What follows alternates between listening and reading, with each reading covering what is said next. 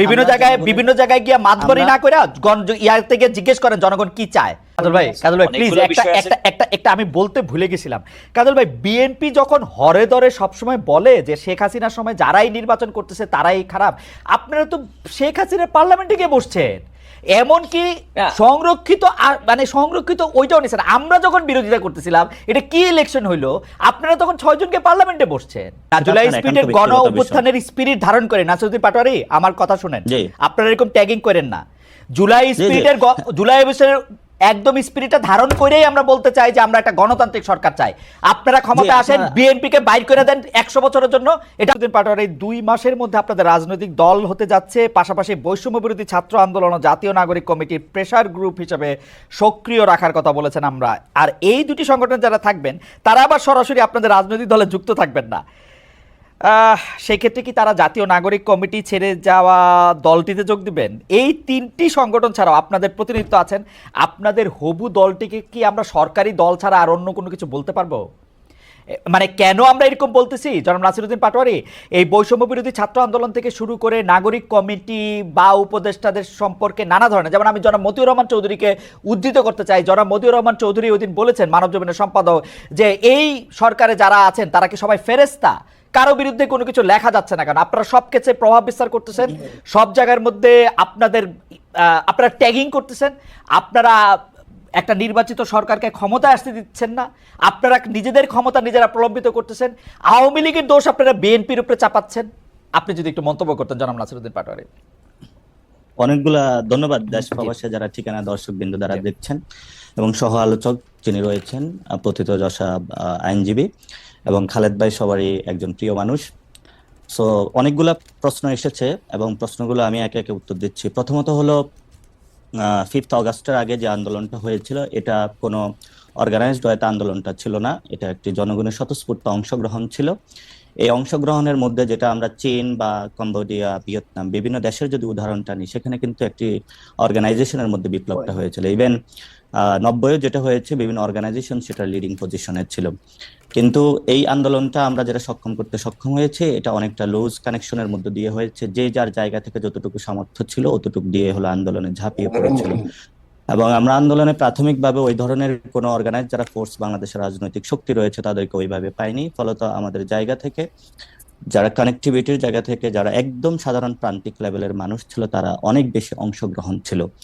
এবং এই আন্দোলনটা যদি আগে থেকে অর্গানাইজ থাকতো তাহলে হয়তো বা এই পর্যন্ত আমরা একটি নতুন পথযাত্রায় পরিক্রমায় অবতীর্ণ হতে পারতাম। কিন্তু সেই যাত্রায় আমরা যখন আন্দোলন এবং শেখ হাসিনা যখন পালিয়ে গেল সেখানে দেখেছিলাম যে মব জাস্টিস হচ্ছে, বিভিন্ন জায়গায় অনেক ক্রিয়া কার্যকলাপ হচ্ছে, তখন আমরা চিন্তা করলাম যে আমরা বিভিন্ন জায়গায় যাত্রাবাড়িতে যিনি আছেন, মিরপুরে যিনি আছেন, উত্তরাতে যিনি আছেন, পুরো বাংলাদেশের রংপুর, সিলেট, এই যে বিভিন্ন ডটস গুলা বিভিন্ন জায়গায় রয়েছেন তাদেরকে আমরা একসাথ করার একটা উদ্যোগ নেই। একসাথ করার মধ্যে উদ্যোগ নিয়ে যদি আমরা একটা অর্গানাইজড ওয়েতে করতে পারি তাহলে হয়তো বা রাষ্ট্রের যে একটা জায়গায় আমরা মুক্তি দিয়েছিলাম সেই মুক্তিটা আরো ভবিষ্যতে এগিয়ে নিতে পারবো। তো সেখানে স্টুডেন্টদের একটা কানেক্টিভিটি ছিল বৈষম্য বিরোধী ছাত্র আন্দোলনের মাধ্যমে, কিন্তু নাগরিকদের ওইভাবে হলো একটা অর্গানাইজড ফোর্স ছিল না যারা আন্দোলনে এসেছিল। নাগরিকদেরকে আমরা কানেক্টেড তৈরি করার জন্যই কিন্তু জাতীয় নাগরিক কমিটি 8 সেপ্টেম্বরে গঠন করি এবং সেখানে আমরা অনেকাংশে কানেক্টেড করতে সক্ষম হয়েছি। ভবিষ্যতে আরো এটা চলমান থাকবে।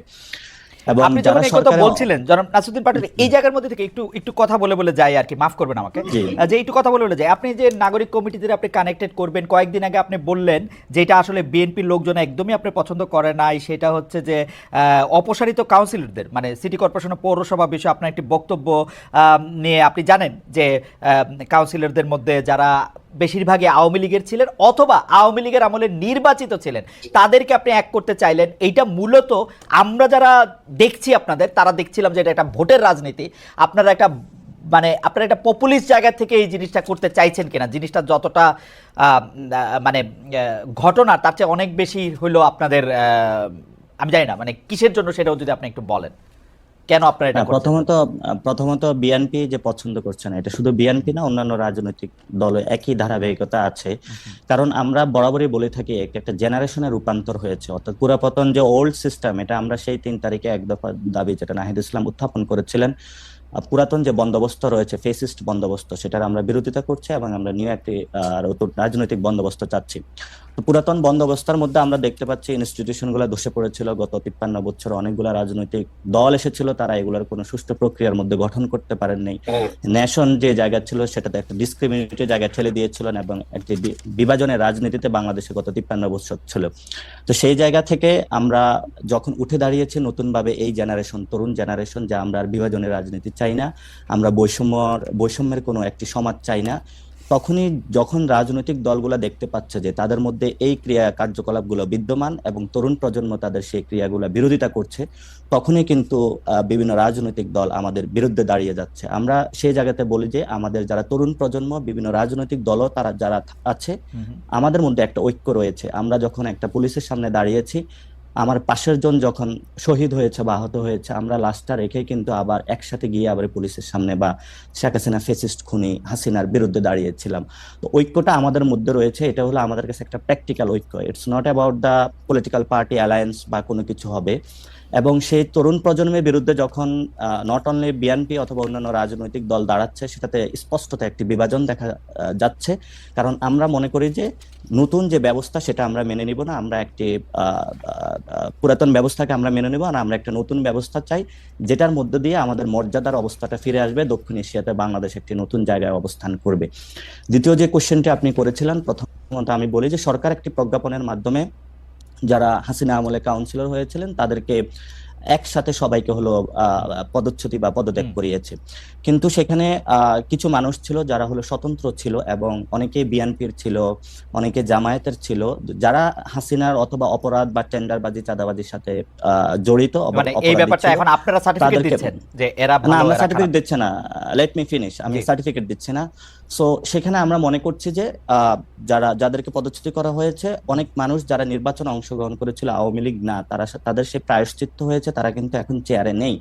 তাহলে যিনি স্বতন্ত্র ছিল, ব্যক্তি ইমেজ আছে, জনগণের সাথে সম্পৃক্ত আছে, কিন্তু উনি আর আমার মধ্যে এখন কোনো পার্থক্য নাই। উনি কিন্তু একজন আছে পার্থক্য। মানে পার্থক্য যদি না থাকে, আমি আপনাকে বলি, পার্থক্য যদি না থাকে, দেখেন আপনারা যে আন্দোলন করছেন, আন্দোলনে সফল হয়েছেন আপনারা, তার জন্য আমরা সবাই এই আন্দোলনের মধ্যে যে যেখান থেকে পারছি আমরা এটা অংশগ্রহণও করছি, ইয়াও করছি, আপনাদেরকে সাবাসীও দিছি। কিন্তু ঘটনা হইতেছে বারবার গত 15 বছর ধরে বিএনপি সহ অন্য বিরোধী রাজনৈতিক দলগুলি শেখ হাসিনার অধীনে কোনো নির্বাচনে না যাওয়ার জন্য, বিশেষ করে 6 সিটি কর্পোরেশন নির্বাচনের পরে আর কোনো নির্বাচনে যাওয়ার জন্য আহ্বান জানাইতেছিল। তারা বিভিন্ন পাকে চক্রে বিভিন্ন নির্বাচনে গেলেও সেটা বারবার বলছে। কিন্তু আমরা কিন্তু দেখছি এই সিটি কর্পোরেশন নির্বাচনে যারা গেছে, আওয়ামী লীগের হোক, আওয়ামী লীগের বিরোধী দলের হোক, তারা আসলে শেখ হাসিনার হাতেই শক্তিশালী করছে এটাতে গিয়ে। আপনারা যে তাদের সাথে গাঁটছড়া বাঁধতে চাইতেছেন, এটা তো একটা কায়েমি স্বার্থবাদিতা ছাড়া আমি আর কিছু দেখি না, এবং ডাবল স্ট্যান্ডার্ড। প্রথমত আমরা বলে থাকি যে আপনার যে কোশ্চেনটা করেছেন এটা আমাকে ফুলি অপোজ করে থাকি, বিকজ দ্যাট প্রথমত যারা ইলেকশনে গিয়েছিল ডিরেক্টলি, যারা আওয়ামী লীগ রয়েছে, অনেক মানুষ যারা বিএনপিতে রয়েছে, এবং ডাক্তার মেয়র শাহাদাত উনি কোন ভিত্তিতে এখন মেয়র হিসাবে রয়েছেন, এবং এই যে কাজল বাই শেখ হাসিনার আমলে কিন্তু ইলেকশন করেছেন, রুমিন ফারানা এখন আপু বক্তব্য দিয়ে বেড়াচ্ছেন বা বিভিন্ন ফোরামে কথা বলতেছেন। তো এরকম কিন্তু অনেকে রয়েছে। আমরা গত 3টি ইলেকশনকে কিন্তু খারিজ করি। যখন আমরা বলেছিলাম গত 3টি ইলেকশন অবৈধ, যেগুলোকে আমরা মানি না, সেখানে কিন্তু বিএনপি বিরোধিতা করেছিল। আমরা চুপ্পুর বিষয় বলেছিলাম, সেখানে বিএনপি বিরোধিতা করেছিল। আমরা একটা নতুন কনস্টিটিউশন বা অভিযাত্রা চেয়েছিলাম, সেটাও বিএনপি বিরোধিতা করেছে। আমরা কিন্তু সবগুলো বিষয় খারিজ করতে চেয়েছিলাম, কিন্তু সেখানে হলো যে বড় বড় রাজনৈতিক দল তারা লিয়াজু কমিটির মাধ্যমে বিভিন্ন ছোট ছোট দলকে আসনের লোভ দেখিয়ে নিয়ে পার্টি অফিসে প্রেস কনফারেন্সে, এটা ইদানিংও ঘটছে, পার্টি অফিসে প্রেস কনফারেন্স করে তারা ঘোষণা দিচ্ছে যে চুপ তারা পদত্যাগ চায় না, তারা নতুন কনস্টিটিউশন চায় না বা সংবিধানে কোনো পরিবর্তন দেখতে চায় না। তারা গত 3টি ইলেকশন, আমি শেষ করি, গত 3টি ইলেকশনের বিষয়ে তাদের হলো জনগণের যে চাওয়া সেটার বিরুদ্ধে তারা দাঁড়িয়েছিল। ঠিক একই সময়ে এসে আমরা হলো গোপনে গোপনে যখন তারা 19 জন মেয়রের জন্য চিঠি দিচ্ছে, ডাক্তার শাহাদাতের সেখানে অলরেডি এস্টাবলিশ হয়েছে মেয়র হিসেবে, এবং বিভিন্ন জায়গায় আদালতের মাধ্যমে হলো অনেক ফেসিস্ট খুনি রিজিমের অংশ হলো মেয়র, পৌরসভার গুলা মেয়র বা বিভিন্ন জায়গায় ঢুকে পড়ছে। সেই জায়গায় আমরা বলেছি যে যারা 3টি ইলেকশনে করেছে, সেখানের মধ্যে যারা হাসিনা ফেসিস্ট রিজিম ডিরেক্ট খুনের সাথে ইনভলভমেন্ট ছিল, তাদেরকে তো বিচারের আওতায় আনতে হবে। কিন্তু যারা স্বতন্ত্র ছিল, সেখানে ইলেক্টেড হয়েছে, তাদেরকে চেয়ার থেকে আমার মনে হয় ফ্যান্টাস্টিক, আমার মনে হয় এই পয়েন্টটা আপনি ফ্যান্টাস্টিক রেজ করছেন, এবং আমি আপনার সাথে একদম একমত। খালিদ ভাই, একদম একমত। একটু শেষ করে, একটু 10 সেকেন্ড একটু শেষ করে। সেটাতে আমরা তাদের জায়গাতে তাদের প্রায়শ্চিত্ত হয়েছে মনে করি, কিন্তু বিএনপিও তাদেরকে হলো রিইনস্টেটেড করতে চাচ্ছে এবং অলরেডি তারা বহিষ্কারাদেশ প্রত্যাদেশ সরিয়ে নেওয়ার জন্য বিভিন্ন ক্রিয়া কার্যকলাপ শুরু করেছে। ফলত আমরা যখন দেখছি একটি রাজনৈতিক বড় দল থেকে যারা হলো আল্লাহর উপর অবিচল আস্থা এবং বিশ্বাস, জাতীয়তাবাদী স্লোগান দিয়ে বাংলাদেশের মানুষের উপরে আস্থা অর্জন, আমার মনে হয় যে আপনার বক্তব্য পরিষ্কার, পাটোয়ারি আপনার বক্তব্য পরিষ্কার। আমি এটা জনাব রুহুল কুদ্দুস কাজলকে প্রশ্ন করতে চাই যে আপনারা বিভিন্ন মেয়রের ব্যাপারে চিঠি দিচ্ছেন গোপনে, জনাব নাসিরউদ্দিন পাটোয়ারি যেটি এটি যেমন বলছেন, আমাদের কাছে এটি খবর আছে এবং অলরেডি ডক্টর শাহাদাত আমাদের মানে আমাদেরও খুব প্রিয় ভাজন মানুষ, তিনি তাকে আসলে মেয়র পদে তিনি এখন আসীন আছেন। মানে যেটি আপনারা করবেন সেটি হচ্ছে ভালো, জনাব নাসিরউদ্দিন পাটোয়ারিরা যেটি করার উদ্যোগ নেবেন সেটি হয়ে যাবে খারাপ। এইটা কি সাংঘাতিক ডাবল স্ট্যান্ডার্ড না কাজল ভাই? মানে আপনারা আমার কাছে প্রথম কথা হচ্ছে আমার সহ-আলোচক নাসিরের বেশ কয়েকটা বিষয় কিন্তু কমন, যেগুলো আমরা প্রত্যেকে প্রত্যাশা করি বাংলাদেশ কিভাবে চলবে আগামী দিনে। জি, আবার কিছু কিছু অভিযোগের ক্ষেত্রে এটাও যেমন সত্য, উনি যখন বিএনপির দিকে অঙ্গুলি নির্দেশন করে যখন বলবেন বিএনপি এই কাজ করবে, আবার যদি তিনি মনে করেন যে যারা আওয়ামী লীগের না সরাসরি খুনের সঙ্গে তাদেরকে নিয়ে আমার নতুন দল গঠন প্রক্রিয়ার সঙ্গে তাদেরকে সম্পৃক্ত করবেন, এটা আমার মনে হয় এক ধরনের দ্বিচারিতা। আমি প্রত্যাশা করব আগামী দিনে নেতা হিসেবে নাসির সাহেব এ থেকে আমি দূরে থাকবেন, কারণ নতুন প্রজন্মের নেতৃত্ব দেওয়ার জন্য তাদের অনেকগুলো কাজল ভাই প্লিজ একটা আমি বলতে ভুলে গেছিলাম। কাজল ভাই, বিএনপি যখন হরে দরে সবসময় বলে যে শেখ হাসিনার সময় যারাই নির্বাচন করতেছে তারাই খারাপ, আপনারা তো শেখ হাসিনার পার্লামেন্টে গিয়ে বসছেন, এমনকি সংরক্ষিত মানে সংরক্ষিত ওইটাও নিছেন। আমরা যখন বিরোধিতা করতেছিলাম এটা কি ইলেকশন হইলো, আপনারা তখন 6 জনকে পার্লামেন্টে বসছেন। না দেখুন, এটা হচ্ছে তো একটা রাজনৈতিক দল, একটা কথা খেয়াল করতে হবে খালেদ সাহেব, যে দেখুন একটা রাজনৈতিক দলের যে কৌশল, রাজনৈতিক কৌশল, সেই কৌশলটা কিন্তু আপনি একটা কথায় মোটা দাগে কিন্তু তার বিশ্লেষণ করলে হবে না। কারণ পার্লামেন্টে যে সময় বিএনপি সেই পার্লামেন্টে গেছে সেটা একটা রাজনৈতিক সিদ্ধান্ত ছিল। এই সরকারের যে কোনো রকম জনপ্রিয়তা নেই এবং পার্লামেন্টে সরকারের বিরোধিতা করার জন্য বিএনপি সেই সময় যৌক্তিক মনে করেছে। বিএনপি যে সময় মনে করেছে, বিএনপি তো একসময় স্থানীয় সরকার নির্বাচনও করেছে, সিটি কর্পোরেশন নির্বাচনও করেছে, কিন্তু পরবর্তীতে যখন এই সরকার বিগত হাসিনা সরকারের নির্বাচন এবং তাদের যখন বিন্দুমাত্র তাদের উপর আস্থা রাখতে পারেনি, তখন সমস্ত ধরনের নির্বাচন থেকে নিজেদেরকে গুটিয়ে নিয়েছে। আপনার কি মনে নেই 2018 সালে শেখ হাসিনার কথার উপর ভিত্তি করে ডক্টর কামালের নেতৃত্বে সমস্ত রাজনৈতিক দল অংশগ্রহণ করেনি? করেছে।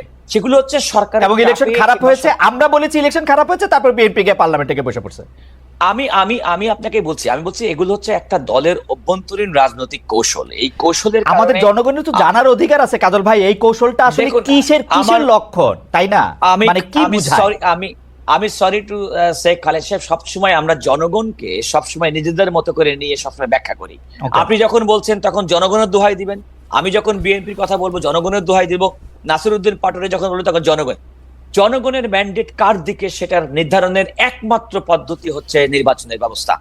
এই নির্বাচন ব্যবস্থা 1991 সালে হয়েছে, এই নির্বাচন ব্যবস্থা 1996 সালে হয়েছে, এই নির্বাচন ব্যবস্থা 2001 সালে হয়েছে। আমি 2008 সালের নির্বাচনটিকে কোনো মানে অবাধ, সুষ্ঠু এবং নিরপেক্ষ নির্বাচন বলতে রাজি নই। বিএনপি হারলে নির্বাচন সুষ্ঠু হয় না তো? বিএনপি হারলে নির্বাচন না খালেদ, আপনি খেয়াল করতে খালেদ, নির্বাচনের তত্ত্বাবধায়ক সরকার ব্যবস্থা ছাড়া 91 সালে নির্বাচন হয়েছে। তত্ত্বাবধায়ক ব্যবস্থা সংবিধানে আসার পরে 96 এবং 2001 নির্বাচন হয়েছে। তত্ত্বাবধায়ক সরকারের 90 দিনের মধ্যে নির্বাচন করার কথা। 1/11 পরবর্তীতে ফখরুদ্দিন মঈনুদ্দিনের সরকার 2008 সালে নির্বাচন করেছে। সুতরাং একটা অনিয়মতান্ত্রিক, অগণতান্ত্রিক সরকারের অধীনে নির্বাচিত তথাকথিত তত্ত্বাবধায়ক সেই নির্বাচনে গঠিত সরকারকে আমি কোনোভাবে গণতান্ত্রিক সরকার মনে করতে পারি না। আইনগতভাবে, সাংবিধানিকভাবে আপনি যদি আমাকে ডিবেট করতে বলেন, আমি এগুলো ব্যাপারে আচ্ছা ঠিক আছে, আপনি এটা বলেন তো যে বিএনপি তো আসলে শেখ হাসিনার আমলে বিভিন্ন নির্বাচন অংশগ্রহণ করেছে। আমার মনে আছে 6টা সিটি কর্পোরেশন একসাথে নির্বাচন করলো, এর মধ্যে 5টা সিটি কর্পোরেশনে বিএনপি জিতলো। আসলে বিএনপি অংশগ্রহণ করলো হচ্ছে 2018 সালের নির্বাচনে। আপনি বলতেছেন যে তার যৌক্তিকভাবে ওই সময় মনে হয়েছিল, তো বিএনপির যুক্তি 14 সালে মনে হচ্ছে নির্বাচনে যাবো না, যায় নাই। 18 সালে মনে হচ্ছে যাবো, গেছে। 24 সালে মনে হচ্ছে যায় নাই, যাবো। তো এই ওরা কি করবে? নতুন রাজনৈতিক দলরা কি করবে? আপনাদেরকে অনুসরণ করতে হবে কোনো জায়গা থেকে। না খালেদ, আপনি খেয়াল করে দেখেন, আপনি মনে হয় মূল জিনিসটা থেকে সরে যাচ্ছেন। দেখুন মূল ইস্যুটা কোথায়? মূল ইস্যুটা হচ্ছে ত্রয়োদশ সংশোধনের মাধ্যমে বাংলাদেশের সংবিধানের নির্দলীয় তত্ত্বাবধায়ক সরকার ব্যবস্থা, যেটি বেগম খালেদা জিয়া প্রণয়ন করেছিলেন তৎকালীন জামাত, আওয়ামী লীগ সহ অন্যান্য রাজনৈতিক দলের আন্দোলনের পরিপ্রেক্ষিতে। তার সুফল কিন্তু পরবর্তী নির্বাচন হয়েছে। সুতরাং জনগণের ভোটাধিকার নির্ভয়ে আমি জনগণের ভোট দেওয়ার যে বন্দোবস্ত সাংবিধানিক ভাবে আমাদের সংবিধানে ছিল, যেটি শেখ হাসিনা সরকার তার ক্ষমতাকে কুক্ষিগত করার জন্য পঞ্চদশ সংশোধনের মাধ্যমে এবং তার পূর্বে খায়রুল রায়ের মাধ্যমে ত্রয়োদশ সংশোধনী নির্দলীয় তত্ত্বাবধায়ক ব্যবস্থা সংবিধান থেকে বিলুপ্ত করেছে, তারপর থেকে তো মূল সমস্যা শুরু হয়েছে। না, আপনি আরেকটু আগে থেকে ধরেন, মূল সমস্যা আরেকটু আগে থেকে। বিএনপি তার প্রেসিডেন্টকে প্রধান উপদেষ্টা দায়িত্ব নিতে বাধ্য করছিল বা নেওয়া হয়েছিল। বিএনপি তত্ত্বাবধায়ক সরকার ব্যবস্থা ধ্বংস করছিল 2006-07 সালে। ওই তাদের চাওয়া প্রধান বিচারপতিকে সর্বশেষ অবসরপ্রাপ্ত প্রধান বিচারপতি বানায়। ওইটাও তো বলতে হবে, দুইটা তিনটা জিনিস। এটা কিন্তু আপনার এক ধরনের ন্যারেটিভ। আপনি খেয়াল করে দেখেন, আপনি যদি কিছু মনে না করেন, বর্তমানে সংবিধানে আমাদের অনুচ্ছেদ 58 আপনি পাবেন না, পাবেন না। আপনি দেখবেন 58 অনুচ্ছেদে কোনো কারণে সর্বশেষ প্রধান বিচারপতি না হলে আপিল বিভাগ থেকে সর্বশেষ অবসরপ্রাপ্ত বিচারপতি, তারপরে বিশিষ্ট জন, তারপরে কিন্তু সর্বশেষ স্তর ছিল রাষ্ট্রপতির প্রতি দায়িত্ব গ্রহণ। সেটি কিন্তু একটা সাংবিধানিক কাঠামোর মধ্যে ছিল। আমি কথা বলছি না যে তৎকালীন সময়ের সিদ্ধান্তটা সঠিক কিংবা বেঠিক ছিল, কিন্তু মূলত কিন্তু তৎকালীন রাষ্ট্রপতির দায়িত্ব গ্রহণটা সেটিও কিন্তু আমাদের একটা সাংবিধানিক প্রক্রিয়া। আচ্ছা, আপনি বলেন তো, বিএনপির বিরুদ্ধে অভিযোগ করা হয় বিচারপতিদের বয়স বাড়ানোর কারণে একজনকে সুবিধা দেওয়ার জন্য। বিএনপি যদি এতই খারাপ কাজ করে থাকে, তা আওয়ামী লীগটা এত বছর ক্ষমতা ছিল, সংবিধানকে কেটে ছিঁড়ে ফেলেছে, কেন তারা আবার বয়স বিচারপতিদের বয়স কেন কমালো না? আমার একটা জবাব দিতে দেন। ওয়ান ওয়ে অফ ন্যারেটিভ দিয়ে একটা পার্টিকুলার পলিটিক্যাল পার্টি। আমি আপনার জবাবটা দেই, আমি আবার আপনার কাছে আসবো, জবাবটা দিয়ে আসি। সেই সময়কার প্রধান বিচারপতি বিচারকদের বয়স বাড়ানোর সুপারিশটা করেছিলেন যে কয়জন বিচারকদেরকে সামনে রেখে। বিচারপতি কে এম হাসান ছিলেন তাদের মধ্যে অন্যতম। বিচারপতি কে এম হাসানের বয়স কিন্তু বাড়ে নাই। বিচারপতি কে এম হাসান যেদিন অপশন নিয়েছেন তার পরের দিন এই বয়সটা বাড়ানো হয়েছে, যাতে তিনি সর্বশেষ। আমি বলি শুনুন, তার আগের দিন করলেই কিন্তু এই ঝামেলা হইতো না। এটা ইচ্ছা করে করা হয়েছে, অঙ্ক করে। আপনি বিচারপতিদের বয়স বৃদ্ধিটা কি শুধুমাত্র একটা পার্টিকুলার রাজনৈতিক ওই দিন করা হয়েছে তাই করে? ওই দিন করা হয়েছে তাই করে? তাই যদি হয়ে থাকে, বিচারপতি কে এম হাসান যেদিন অপশন নিয়েছেন তার পর দিন করা হয়েছে বিচারপতি বয়স। আমি একটা কাউন্টার আর্গুমেন্ট আপনাকে করে রাখি, তাই হতো। এটা যদি এতই যদি খারাপ বিধান হতো, আওয়ামী লীগ তারপরে এত বছর ক্ষমতায় থাকে। কাউন্টার আর্গুমেন্ট তো সেইটাই, 66 বছর বয়স তো আমরা সবাই চাই, 66 বছর বয়স তো লাগবে, 65 থেকে 67।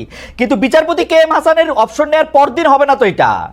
আপনি একটা coincidence K, this is not coincidence, he was the chief justice, this is not coincidence. আমি আপনাকে বলি খালেদ, যে কোনো ভাবেই হোক না কেন, কোনো একটা সংবিধানের জন্য, কোনো একটা মানুষের বেনিফিটের জন্য করা হয়ে থাকে, রাষ্ট্র ক্ষমতার পরিচালনার জন্য তারা যদি করে থাকে গ্রেটার ইন্টারেস্ট, আমি জাস্টিফাই করছি না। ঠিক আছে, আমার মনে হয় বেরিসের রুল কাজল, আপনার বক্তব্য পরিষ্কার। কোন একটা ইনসিডেন্টকে, কোইন্সিডেন্সকে আপনার একটা দলের, রাজনৈতিক দলের বিরুদ্ধে ঢালাওভাবে প্রচারের যন্ত্র করার কোনো সমীক্ষা আমার মনে হয় বেরিসে কাজল, আপনাকে অনেক ধন্যবাদ। আমি একটু জনাব নাসিরউদ্দিন পাটোয়ারি আপনার কাছে যেতে চাই। জনাব নাসিরউদ্দিন পাটোয়ারি, আমরা আপনার কাছে যাওয়ার আগে দর্শকদের কাছে আমরা একটা প্রশ্ন করেছিলাম, জুলাই আন্দোলনের নেতাদের উদ্যোগে কোনো কিংস পার্টি হচ্ছে না, সমন্বয়কদের এই দাবি সমর্থন করেন কিনা? শতকরা 62% যারা ভোট দিয়েছেন তারা সমন্বয়কদের এই দাবি সমর্থন করেন, শতকরা 38% সমর্থন করেন না। 65,000 দর্শক ভোট দিয়েছেন। আমি আমি আমি আমি আমি আমি একটু জনাব পাটোয়ারি আপনার কাছে প্রশ্ন করতে চাই যে আপনারা বারবার নির্বাচনের তারিখ জানতে চাইলে আপনারা দাবি করছেন যে জুলাই আন্দোলনের স্পিরিটে নির্বাচন বড় বিষয় না। তবে বড় বিষয়টি তবে কি? আমি তো মনে করি যে গণতন্ত্রের ক্ষেত্রে নির্বাচন ছাড়া আর বড় বিষয় কি হতে পারে? At the end of the day এই সরকার হচ্ছে অনির্বাচিত, এই সরকার জনগণের ম্যান্ডেট প্রাপ্ত সরকার না। নির্বাচনে আপনারা যদি মনে করেন জনগণ আপনাদের সাথে আছেন, আপনারা আসেন, নির্বাচনে আসেন, 290-80 সিট পান, আপনারা নির্বাচনেই নিজেদেরকে ট্রাই করেন। আপনারা কেন অনির্বাচিত অবস্থাতেই এতগুলি সংস্কারের পক্ষে কথা বলতেছেন যে এটা জুলাই আগস্ট স্পিরিটের সাথে এটা যাইতেছে না? আপনারা ভোট নিয়ে আসেন, তাহলে তো আর সব দিক দিয়ে সব ঠিকঠাক হয়। এই কথা যখন বলতেছি, আমি পাশাপাশি আরো দুই একটা জিনিস আমি জানা রাখি, বলে রাখি যে বর্তমানে আমরা দেখতে পাচ্ছি আওয়ামী লীগের যে বয়ান ছিল যে মুক্তিযোদ্ধাদের অপমান করা, মুক্তিযোদ্ধাদের নাম ঠিক করে দেওয়া ছাড়া, তাদের দল ছাড়া আর কোনো উপায় নাই, আমরা কিন্তু এর লক্ষণও সম্পূর্ণ দেখতে পাচ্ছি। আপনাদের অবস্থানে রাজনৈতিকভাবে এটা কি? আপনি যে পার্টি করতেন, এবি পার্টি, সেই এবি পার্টির একজন যুগ্ম সদস্য সচিব ব্যারিস্টার আসাদুজ্জামান ফুয়াদ এক বক্তব্যে বলেছেন 16 ডিসেম্বরকে তিনি বিজয় দিবস মানেন না। মানে এই পুরাটা লক্ষণ, মুক্তিযোদ্ধাদের অপমান করা, বিজয় দিবস না মানা, এই প্রত্যেকটা জিনিসই কিন্তু আওয়ামী নেরেটিভ রে, আওয়ামী বয়ানরেই প্রতিষ্ঠিত করে যে আপনারা যখন থাকবেন তখন আপনাদের অবস্থানটা যাবে হচ্ছে মুক্তিযুদ্ধের বিপক্ষে। আপনার মন্তব্য একটু শুনবো, আমি একটু থামি। প্রথমে আমি বলি যে ব্যারিস্টার রুহুল কুদ্দুস কাজল আমাকে একটি পরামর্শ দিয়েছেন। আমি বিনয়ের সুরে বলছি আপনার পরামর্শ নিব না আমি, কারণ আপনার যে পরামর্শ এটা হয়তো আপনার দলীয় কর্মীদেরকে দিলে আপনি অনেক লাভবান হবেন, এবং সেখান থেকে বেসিক্যালি আপনাদের জেনারেশনের সাথে আমাদের দৃষ্টিভঙ্গি নিয়ে দৃষ্টিভঙ্গিগত একটি পরিবর্তন ঘটেছে, যে পরিবর্তনের কারণে আপনারা আমাদের ভাষাগুলো বুঝতে পারছেন না, আমরা আপনাদের সেই ওল্ড ভাষাগুলো বুঝতে পারছি না। আর সেকেন্ড যে বিষয়টা বলেছিলেন যে আমরা বলি যে আপনারা গভীর সংকটের দিকে যখন আমরা দেশটা যাচ্ছিল তখন কিন্তু এই রক্তের উপরে দাঁড়িয়ে একটি সরকার গঠন হয়েছিল, এবং 2000 শহীদ এবং 50,000 মানুষের যারা অঙ্গহানি হয়েছিল, আমি তাদের শ্রদ্ধা নিবেদন বলতে চাই এই মানুষগুলো যে রক্ত দিয়েছে, অঙ্গহানি হয়েছে, তার বিচারটা আপনি কখন করবেন? বিচার প্রক্রিয়া নিয়ে বিএনপির থেকে কোনো কোশ্চেন আসে নাই। জনগণের কাছে তো এটা প্রশ্ন, যে বুকের সন্তানটা হারিয়েছে, যে ভাই হারিয়েছে, যে বোন হারিয়েছে, এগুলো কথা শুনলে মনে হয় এগুলো অনেক দুঃখজনক কাহিনী, কিন্তু দুঃখজনক কাহিনী না, এগুলো সত্য। যে গতকালকে আমরা শহীদ মিনারে একজনের জানাজা দিয়ে এসেছি, আরাফাতের যে মাদ্রাসা ছাত্র, যে ছোট্ট বয়সে 11 বছর বয়সে হলো শহীদ হয়েছে। তো এই সব পরিস্থিতিতে আমরা যদি বলি, যদি আওয়ামী লীগের যে যারা ডিরেক্টলি খুনের সাথে ইনভলভমেন্ট ছিল তাদের যদি আপনারা বিচার প্রক্রিয়ার মধ্যে নিয়ে না আসেন, তাহলে সেই আওয়ামী লীগরা, আপনাদের ধারণা যে এই বিচার প্রক্রিয়ার মধ্যে বিএনপি আসলে বিচার প্রক্রিয়ার মধ্যে ওদের নিবে না? বিচার প্রক্রিয়ার মধ্যে যদি বিএনপি আসে, বিএনপি তো আওয়ামী লীগের সাথে সেই জায়গাটায় তাদের কানেকশনটা বিল্ড আপ করতে চাচ্ছে, কারণ ওল্ড সিস্টেমের সাথে তাদের সেই কারণ আমি আর বিচার প্রক্রিয়া আপনি কেমনে করবেন? একটা ট্রাইব্যুনাল গঠিত হয়েছে, সেটাই আমি বলছি। আপনারা সরকারের থাইকে এটা করতে হবে, এটা কেমন কথা? দেখুন, আমরা জাতীয় নাগরিক কমিটি কিন্তু সরকার নয়, সরকারটা কিন্তু অংশগ্রহণ বিএনপির রয়েছে, সবগুলো মানুষের অংশগ্রহণ রয়েছে, এটা আপনারও সরকার, সকলেরই সরকার। এই সরকার বিচার প্রক্রিয়ার মধ্য দিয়েই যদি সরকার, আমি মনে করি এটা আমার ব্যবস্থা, আমার ম্যান্ডেট নেয় নাই। যে আপনি মনে করতে না পারেন হয়তো, বা আপনি জুলাই গণঅভ্যুত্থানের সেই স্পিরিটকে ধারণ না করতে পারেন না। জুলাই স্পিরিটের গণঅভ্যুত্থানের স্পিরিট ধারণ করে নাসিরুদ্দিন পাটোয়ারি, আমার কথা শুনেন, আপনারা এরকম ট্যাগিং করেন না। জুলাই স্পিরিটের জুলাই অবস্থানের একদম স্পিরিটটা ধারণ করেই আমরা বলতে চাই যে আমরা একটা গণতান্ত্রিক সরকার চাই। আপনারা ক্ষমতা আসেন, বিএনপি কে বাইর করে দেন 100 বছরের জন্য, এটা আমরা চাই, কিন্তু ভোট নিয়ে আসেন। হ্যাঁ, সেটাই, আমরা ভোটে যাব, কিন্তু ভোটের মধ্যে সেই জায়গাতে আমরা আওয়ামী লীগের কোনো পুনর্বাসন দেখতে চাই না। আওয়ামী লীগের পুনর্বাসনের কথা করতে আসলো, আপনারা নির্বাচন করবেন, আওয়ামী লীগকে ইলেকশন করতে দিয়েন না, নিষিদ্ধ করে দেন। তাহলে আওয়ামী লীগ প্রশ্নে তাহলে বিএনপির অবস্থান ক্লিয়ার করুক, জাতি তার অবস্থান ক্লিয়ার করুক, সেই জায়গায় কিন্তু আপনারা ক্লিয়ার না হয়, মানে সরকারে বলেন আওয়ামী লীগকে নিষিদ্ধ করে দিতে, সরকারে বলেন আওয়ামী লীগকে নিষিদ্ধ করে দিতে, বিএনপি কি করবে? খালিদ ভাই, এখানে হলো আইনজ্ঞ একজন ব্যক্তি রয়েছেন, এবং আপনিও বেশ ভালো পড়াশোনা আছে, আপনি যদি ডিরেক্টলি, যেমন ছাত্রলীগকে নিষিদ্ধ করা হয়েছিল উইদাউট এনি কমিশন, তার কোনো বিচার প্রক্রিয়ার মধ্যে কিন্তু সে আসে নাই। আপনি যদি আওয়ামী লীগকে এভাবে নিষিদ্ধ করেন উইদাউট এনি বিচার, তো সে কিন্তু কোনো কমিশন গঠন ছাড়া আপনি একটা দলকে নিষিদ্ধ করে দিলেন, করেন কমিশন গঠন, কমিশন গঠন করেন, সেই বিষয়গুলো তো আমরা দাবি তুলছি, কিন্তু এই দাবিগুলো তো আমরা জনগণের পক্ষের কাছে গিয়ে বুঝাচ্ছি, তুলছি। আমরা তো জনগণের কাছে এখনই যায় নির্বাচনী সভা করছি না, আমরা তো জনগণকে এখনই গিয়ে যায় প্রেসার দিচ্ছি না, ভোট চাই ভোট চাই ভোট চাই, আমরা তো এই কাজগুলো এখন করছি না। আমরা বলি ভোট, আপনারা জনগণের কাছে গিয়ে জিজ্ঞেস করেন জনগণ কি চায়, এই ঘরের মধ্যে বসে না দেখা, জনগণের কাছে গিয়ে জিজ্ঞেস করেন। আমরা বিভিন্ন জায়গায় গিয়ে মাতবরি না করে ইয়ার থেকে জিজ্ঞেস করেন জনগণ কি চায়। আমি এটা পলিটিশিয়ানদের, আমরা দেখতেছি আপনারা বিভিন্ন জায়গায় সালিশ করতেছেন, বিচার করতেছেন, কে দিছে আপনাদের এইগুলি করতে কথা? হ্যাঁ, সেটাই আসছে, আমরা জনগণের কাছে যাচ্ছি এবং জনগণের কথাগুলোই মানুষের সামনে তুলে ধরছি। যদি জনগণের কথাগুলো আমরা তুলে না ধরতাম, তাহলে হয়তোবা আমরা আজকে পর্যন্ত ওই জায়গা থেকে বিএনপির মতন রুমে যায় ঘুমাইতাম।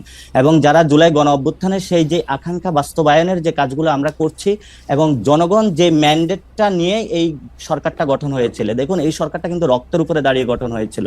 আপনারা 7-8-এর যে মইনুল সরকারের যে সে বিমরতি দেখে এখন যদি ভয় পাচ্ছে বিএনপি, যে না কিছু যদি ঘটে যায়, অথবা যারা ওই এস্টাবলিশমেন্টের সাথে ইনভলভমেন্ট আছে, না কিছু যদি ঘটে যায়। খালিদ ভাই, আপনিও 90-এর গণঅভ্যুত্থানে অংশগ্রহণ করেছিলেন, সেখানে ছাত্রদের একটি বড় ভূমিকা ছিল, সেই ভূমিকাটাকে কিন্তু দুটি দল চুরি করে নিয়ে গেছিল। সেই জনগণের যে ম্যান্ডেটটা ছিল সেটা কিন্তু আমরা আকাঙ্ক্ষা আকারে আজকেও পাইনি। 71-এর এই বিচার প্রক্রিয়া আজ পর্যন্ত আমরা এখনো বুঝে পাই না, জিহাদ হত্যার বিচার আমরা আজ পর্যন্ত বুঝে পাইনি। তাহলে আমরা সেই দাবিটি করছি যে নির্বাচন হবে। আপনারা এই বক্তব্যগুলির সাথে আমি একমত জনাব পাটোয়ারি, এই বক্তব্যগুলির সাথে আপনি একমত। তাহলে আপনারা কি বিচার প্রক্রিয়াটা কি করতে চান, মানে বিচার কইরা তারপরে ইলেকশন দিবেন, এরকম দাবি আপনাদের? না, সেটা আমরা বলছি বিচার প্রক্রিয়ার একটি ভিজিবল আমরা রূপ চাই। যারা শেখ হাসিনা আছে এবং তার গভর্নমেন্টের ডিরেক্টলি যারা খুনের সাথে ইনভলভমেন্ট ছিল, আমরা বিচার প্রক্রিয়ার একটি ভিজিবল কোনো কিছু দেখতে চাই, তারপরে হলো নির্বাচনের আলাপগুলো ঢুকুক। নির্বাচন এবং সংস্কার বা বিচার এগুলো কোনোটা তো বিরোধী নয়। যারা বিরোধী বানানোর চেষ্টা করছে আমরা মনে করতেছি তারা অন্যদিকে দেশকে ধাবিত করার চেষ্টা চালাচ্ছে। আপনারা পাটোয়ারি আপনার কথা শুনেন, আপনি বলতেছেন যে বিচার প্রক্রিয়া যদি আমরা না করি তাহলে এরপরে যারা ক্ষমতা আসবে তারা বিচারটা না হইতে পারে, সেই জন্য আমরা বিচার করে যেতে চাই। আপনারা তো সরাসরি বলতেছেন যে বিএনপি আসলে আওয়ামী লীগের এই লোকজনের এই দুঃশাসনের ফেসিসদের, হাসিনা আর এদের বিচার করবে না। আপনি কি এরকম মনে করতেছেন? না, বিচার প্রক্রিয়া যদি কোনো দল করে সেখানে ওই দলগুলো সাহসী বা ওই জায়গাটা উদ্যোগ নেবে না বলে মনে করি। কারণ আমরা গত 53 বছরে দেখেছি যে কোনো দলই যখন কোনো অপরাধ করেছে, অন্য দলই যে ভোটের মাধ্যমে ক্ষমতায় এসেছে, পরবর্তীতে ওই বিচার প্রক্রিয়ার কোনো একটা নজির আমরা বাংলাদেশে দেখি নাই। এবং বিচার বিভাগের যে সংস্কার কমিশন হয়েছে, কাজল ভাই তো একটা কোর্টে, সুপ্রিম কোর্টে রয়েছেন এবং সেখানে দেখতে পাচ্ছেন আজ পর্যন্ত সুপ্রিম কোর্টটাকে আপনারা আওয়ামী লীগ মুক্ত করতে পেরেছেন? বড় বড় কথা বললে আসলে মানুষের সামনে না না না না না না না নাসিরুদ্দিন পাটোয়ারি, আপনি কি আপনাকে শুনতে পাচ্ছেন? আপনারা কি মানে কোর্ট আওয়ামী মুক্ত করতে হবে, এটা কিরকম কথাবার্তা? আওয়ামী লীগ মুক্ত করার তো দরকার নাই। আওয়ামী লীগের মধ্যে থেকে যারা অন্যায় করছে, অপরাধ করছে, তাদেরকে শাস্তি দিতে পারবে কিনা সেটা হচ্ছে কথা। আপনারা আজকে জুলাই আগস্টে যে জায়গায় দাঁড়ায় আছেন, আপনি ব্যারিস্টার কাজলকে জিজ্ঞেস করেন গত 15 বছরে বিএনপি, জামায়াতের, বিরোধী দলের কত লোকের রক্তের উপর দাঁড়ায় আপনারা রক্তে দাঁড়াইছেন। গত 15 বছরে যারা গুম হয়েছিল, খুন হয়েছিল, একবারও কি তাদের পক্ষে দাঁড়িয়ে কখনো বিচার দাবি করা হয়েছিল? গুম কমিশনের রিপোর্টটা সামনে আসবে, তাহলে যারা গুম এবং খুনের সাথে ইনভলভমেন্ট ছিল তাদেরও তো বিচারটা দাবি করা হয় না। যে বিএনপির কর্মীটা বিভিন্ন জায়গায় নিজের বুকটা পেতে দিয়েছিল সে তো আজকে বিচার পাচ্ছে না। যে বিএনপির এখনো পর্যন্ত হলো ভাই অথবা বোন যাদেরকে এখনো পাওয়া যায় না, যাদের রক্তের উপরে দাঁড়িয়ে আজকে বিএনপি কথা বলছে, তার জন্য তো বিচার চাচ্ছে না বিএনপি। এবং আমরা বিএনপি তো পাটোয়ারি, আপনাকে ধন্যবাদ। আমি এই জায়গার মধ্যে এক লাইন শুনতে চাই কাজল ভাই। বিএনপি আসলে বিচার চায় না, বিএনপি রক্তের উপর দাঁড়ায় খালি ক্ষমতায় যেতে চায়। বিএনপি শুধু ক্ষমতার রাজনীতি করে এবং বিএনপির ক্ষমতা রাজনীতিতে বিএনপি সবাইকে ইনভলভ করতে চায়। আমি নাসিরুদ্দিন পাটোয়ারি এই বক্তব্যের সাথে একমত। আমি পাটোয়ারির সাথে আরেকটু কথা বলবো, আপনি যদি এই মাঝখানে একটু কথা বলে নিতেন। খালেদ, আমি শুধুমাত্র নাসিরুদ্দিন পাটোয়ারি আমার বয়সে অনেক তরুণ, মানে সে কারণে তার সমস্ত কথার আমি সঙ্গত কারণেই আমি জবাব দিব না। উনি আমার একটা পরামর্শ নেবেন না। আমার মনে হয় নাসিরুদ্দিন পাটোয়ারির বক্তব্যের মধ্যে একটা বিএনপি কে প্রতিপক্ষ করে তিনি বক্তব্য রাখছেন, এটা আমার মনে হয় ঠিক হবে না। এই কারণে ঠিক হবে না, আপনি দেখেন এই আন্দোলনে 2000 নেতাকর্মী যদি এই মানে ছাত্র জনতার যদি হত্যা হয়ে থাকে, বিএনপির পক্ষ থেকে সুনির্দিষ্টভাবে 422 জন তাদের নেতাকর্মীর তালিকা দেওয়া হয়েছে যারা এই জুলাই আগস্ট বিপ্লবে তাদের নিহত হয়েছেন। হাজার হাজার ব্যক্তি তো আহত হয়েছেন, এমন ব্যক্তি তো আছেনই। সবচেয়ে বড় কথা, বিগত 15 বছর হাসিনা বিরোধী আন্দোলন করতে গিয়ে 50 লক্ষাধিক মানুষ রাজনৈতিক মামলায়, মিথ্যা মামলায় মানে গ্রেফতার হয়েছেন। কিন্তু কাজল ভাই, ফ্যাক্ট রিমেন্স হাসিনাকে সরাইছে ছাত্ররাই। বিএনপি পারে না, লিফলেট দিছে 28 অক্টোবরের পর থেকে লিফলেট দিছে, দেখছি আমি ইলেকশনের সময় দেশে গেছিলাম। আমি দেখেন, আমি সেক্ষেত্রে নাসিরুদ্দিন পাটোয়ারির একটা কথা, এটা কিন্তু কনসার্টেড কোনো একটা আন্দোলনের সফল পরিণতি ছিল না। দীর্ঘদিন হাসিনার বিরুদ্ধে মানুষের ক্ষোভ, বঞ্চনা, খুন, গুম, নির্যাতনের বিরুদ্ধে মানুষের ফুঁসে ওঠা, ভিতরে অগ্নিগর্ভ, তার একটা স্ফুরণ ঘটেছে মাত্র 5ই আগস্টের মাধ্যমে। ছাত্ররা শেষ মুহূর্তে এসে ফোর ফ্রন্টে থেকে সেই বিস্ফোরণের ক্ষেত্রে আমাদের অগ্রসারী হয়েছে। ভাই আপনি বলেন না প্লিজ, আমি বলি জুলাই আগস্টের 5 তারিখ থেকে বা 1 জুলাই থেকে আমি এটা ফলো করতেছি। ওরা যদি মইরা গিয়ে দাঁড়ায় না থাকতো তাহলে আজকে আপনারা ক্ষমতায় যাওয়ার এই স্বপ্ন দেখতেন না। খালেদ প্লিজ, আমি এই স্পিকটার সঙ্গে বিন্দুমাত্র আপনি আমাকে প্লিজ মিসকোট করেন। আমি বলছি যে জনগণের মধ্যে স্বতঃস্ফূর্ততা তৈরি করার জন্য দীর্ঘদিনের লাঞ্ছনা, বঞ্চনা, দুঃশাসনের যে সমস্ত রাজনৈতিক কর্মসূচি বিএনপি এবং সরকার বিরোধী, হাসিনা বিরোধী, আওয়ামী লীগ বিরোধী, তাদের কি কোনো কন্ট্রিবিউশন নাই? কন্ট্রিবিউশন আছে, কিন্তু বড় কন্ট্রিবিউশন লিডারশিপ ছাত্রদের। আমার মনে হয় আপনি আমাকে প্লিজ মিসকোট। আমি লিডারশিপ, আমি বলছি ছাত্র জনতা অগ্রগামী থেকে সেই দীর্ঘদিনের নেতৃত্ব দিয়েছে, নেতৃত্ব অগ্রগামী না, নেতৃত্ব। সেটা আমি অস্বীকার করছি না, আপনি শব্দ ঠিক করেন, নেতৃত্ব দিয়েছে। না, আমি নেতৃত্ব দিয়েছি আমি বলছি, কিন্তু আমি বলছি যে সেটি কিন্তু একটা সমস্ত মানুষের ক্ষোভ, বঞ্চনার বহিঃপ্রকাশ, যে যেভাবে পারছে সেভাবে ঘটিয়েছে। ছাত্ররা তাদের জীবন দিয়ে, আমি তাদের প্রতি গভীর শ্রদ্ধা করি। আরেকটি কথা বলি শোনেন, আপনি এই 5 তারিখের আগে মার্চ ফর জাস্টিস একটা কর্মসূচি ছিল এই সুপ্রিম কোর্টের মধ্যে।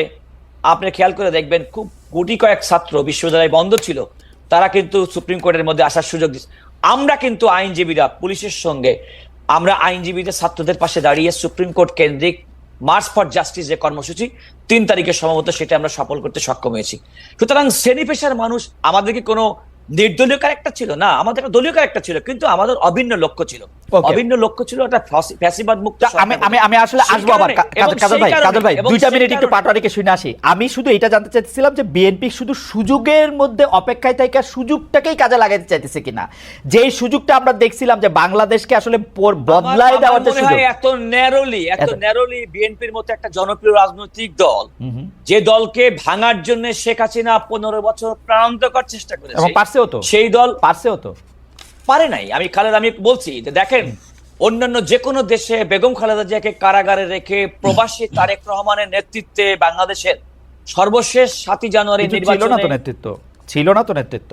আপনারা তো মিছিল ছিল না তো। আমি একটা কথা বলি, আমি বলি বিএনপির এত বড় একটা বিশাল রাজনৈতিক দল, আপনি যদি আইডেন্টিফাই করতে চান যে আপনি অমুককে দেখি না অমুককে দেখি নাই, তাহলে দীর্ঘদিনের কাজল ভাই আমি একটু পাটোয়ারির সাথে কথা বলি। আমি শুধু এই কথাটা বলে রাখি, 28 অক্টোবর এত বড় একটা সমাবেশের মধ্যে থেকে 2023 28 অক্টোবর এত বড় সমাবেশের মধ্যে একটা সাউন্ড গ্রেনেড, একটা হুমকি, 3টা একটা ইয়াতে কিন্তু বিএনপি সরে গেছিল। আমরা আসতেছি আপনার কাছে বেরেশা কাজল, আমরা একটু আসতেছি। আমরা এখন এই জায়গাটার মধ্যে থেকে একটু জনাব নাসিরউদ্দিন পাটোয়ারিকে একটু শুনতে চাই। জনাব নাসিরউদ্দিন পাটোয়ারি, আপনারা আওয়ামী লীগের যে বয়ান মুক্তিযুদ্ধ নিয়ে, চেতনা নিয়ে বা অন্য কোনো কিছু নিয়ে, সেইটাই আপনারা প্রতিষ্ঠিত করতে চাইতেছেন কিনা যে আসলেই মানে ওগুলি আওয়ামী লীগের সম্পত্তি? এবং আমি ব্যারিস্টার ফুয়াদের কথাও বলতে চাই যে বিজয় দিবস মানি না, দরকার নাই, নতুন বিজয় দিবস খুঁজি, জাতীয় সঙ্গীত চেঞ্জ করি, জয় বাংলা ভালো না, ইত্যাদি আর কি। না, প্রথমত হলো প্রথমত হলো বিএনপি আমাদের প্রতিপক্ষ নয়, কিন্তু বিএনপির কোন নীতি যদি ওল্ড সিস্টেমের সাথে যায়, আমরা সেই সিস্টেমটার বিরোধী। এটা বিএনপিকে সুস্পষ্টভাবে এটা বুঝতে হবে। এবং বিএনপির এই আন্দোলনে অংশগ্রহণ ছিল, বিভিন্ন জায়গা থেকে তাদের সাপোর্ট দিয়েছিল, সেটা তারা অনেকে আন্দোলনে অংশগ্রহণও করেছিল তাদের কর্মীবৃন্দ। কিন্তু বিএনপির এটা বুঝতে হবে যে দলীয়ভাবে তারা কিন্তু অংশগ্রহণ করে নাই। অনেক ছিল বিএনপি নেতা, তাদের বাচ্চারা হলো তার বাপের নির্দেশ অমান্য করেই মাঠে চলে এসেছিল। তো ফলত তাদের পালসটা হলো বিএনপিকে বুঝতে হবে, তরুণ প্রজন্মের যেটা পালস, এটা হলো বিএনপির যারা নেতৃবৃন্দ আছেন তারা ভেবে দেখবেন। আর সেকেন্ড যেটা বলেছিলেন যে আমরা বরাবরই বলে থাকি আমাদের যাত্রাটা শুধু 24 থেকে না, আমাদের যাত্রাটা হলো 40 থেকে। সেখানে আমরা ইতিহাসের বাঁকটা টেনে থাকি যে আমরা যে একটা ন্যাশন স্টেট চেয়েছিলাম, বাংলাদেশের মানুষ শান্তিতে থাকবে, সেটা 40ও কিন্তু ব্রাহ্মণবাদীদের কারণে হলো আমাদের সেই অখণ্ড বাংলাটা আমরা পাইনি। আমরা 71-এ যে মুজিববাদী দিল্লির এক্সটেনশন সরকার প্রতিষ্ঠিত হয়েছিল, পরবর্তীতে 72-এর দিক থেকে জনগণের আকাঙ্ক্ষার সাথে কিন্তু তারা বেইমানি করেছিল। আমরা কিন্তু 71-এ সে লড়াইয়ের আকাঙ্ক্ষাকে ধারণ করে সাম্য, মানবিক এবং ন্যায় মর্যাদার যে একটি রাষ্ট্র চেয়েছিল, সেটা কিন্তু পরবর্তীতে হয়নি। আমরা সেই জায়গা থেকে 71 এবং 24-এর একটি সংশ্লেষণ ঘটাতে চাই, এবং যারা এই বিষয় নিয়ে বিতর্ক সৃষ্টি করবে, আমরা মনে করি যে হয়তোবা তাদের কোনো হীন উদ্দেশ্য রয়েছে এবং এটা বাংলাদেশে একটা বিভাজনের আবারও সেই রাজনীতিটা করতে চাচ্ছে। আমরা বরাবরই বলে থাকি যে 71-এ বাঙালি মুসলমানদের যে লড়াইটা ছিল, সেটাকে মুজিববাদী সরকার ইন্ডিয়ার সাথে একসাথে মিলে কম্প্রোমাইজ করা হয়েছিল, এবং পরবর্তীতে আমরা দেখেছিলাম জনগণ কিন্তু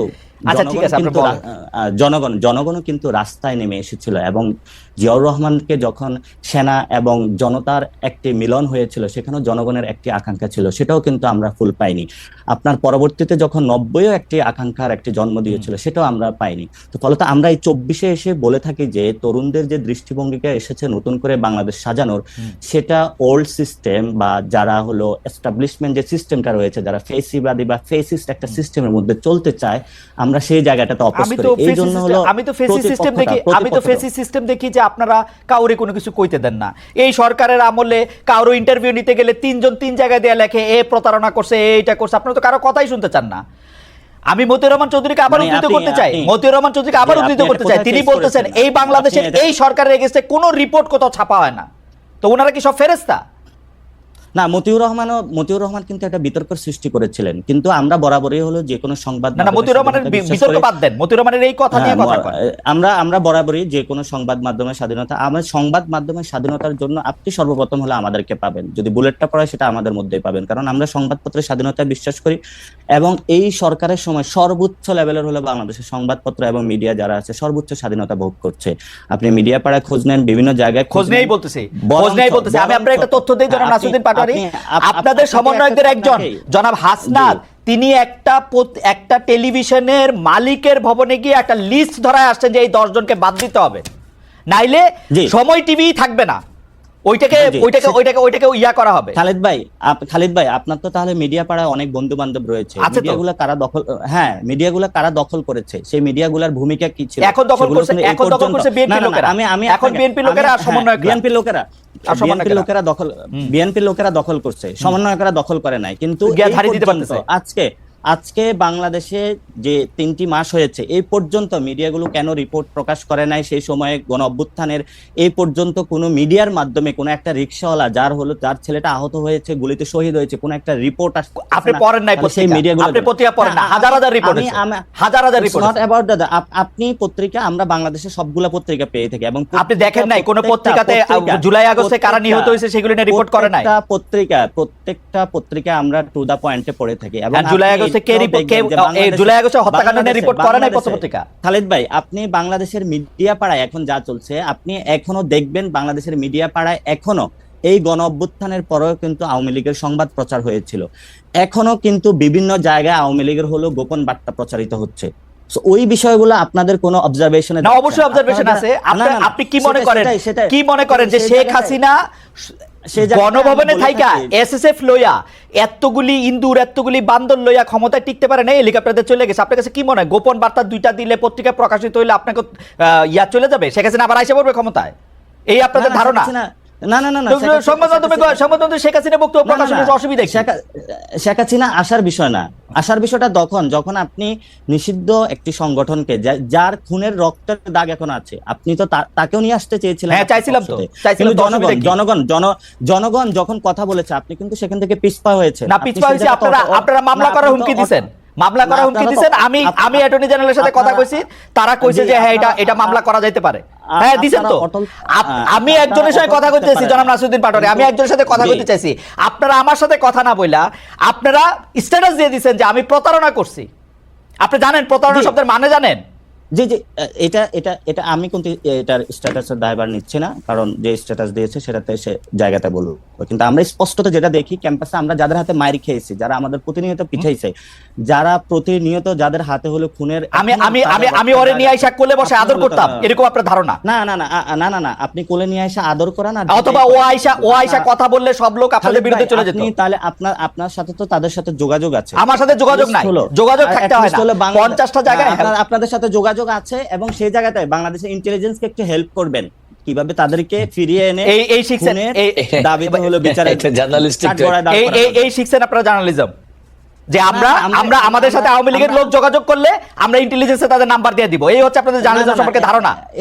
এটা হলো আমাদের জার্নালিজম ধারণা না, এটা হলো যে জায়গা থেকে খুনের বার্তা গেলে তারা আসুক বিভিন্ন জায়গায়, তারা মাঠে দাঁড়াক। শোনেন, এই যে সাদ্দাম, আমি আজকে টেলিভিশনে বলি, এই সাদ্দাম দিয়া আমি হচ্ছে ওয়ার্স্ট সাফারার। ওকে আমি একটা প্রশ্ন করার পরে ও হচ্ছে 60,000 ফেসবুক ভুয়া পেজ খুলে আমার বিরুদ্ধে লিখছে। আমি মনে করছি ও আসবে না, ওইটা তার জন্য পিকনিক হইতো না।